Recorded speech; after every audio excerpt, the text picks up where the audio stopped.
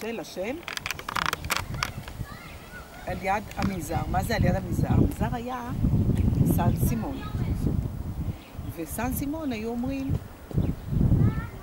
במילה ככה בסן סימון, וכל מה שהיה מנזר סן סימון. מנזר ביוונית זה מונסטיר. מנזר זה מונסטיר. אז הרעיון היה מה שעל יד המונסטיר. קטה מונסטיר. קטה ביוונית השתבש כאילו ליד המנזר, ולאט לאט זה הפך לקטה מונסטיר, לקטה מון.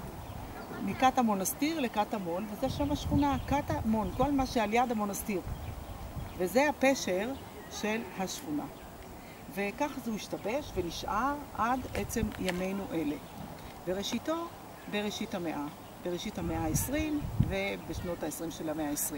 כי רוב האזור הזה היה לא כל כך מיושב.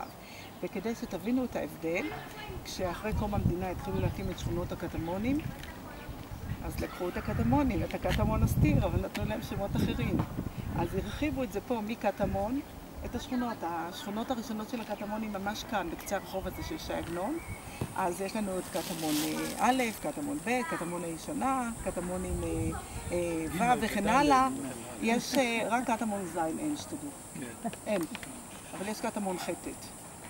אז הכל התחיל מהסיפור הזה, והכל בא לו מהסיפור של סן סימון, קטמונסטיר, קטמון, והיוונים היו בעלי רוב האדמות כאן, כי הם עסקו, היה להם ראש נדל"ני ועסקו במאה ה-19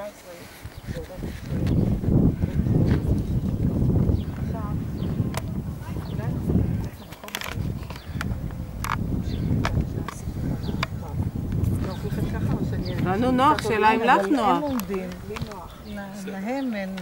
בסדר, זה בסדר. אחרת כולם יעמדו. זהו, אז עדיף ש...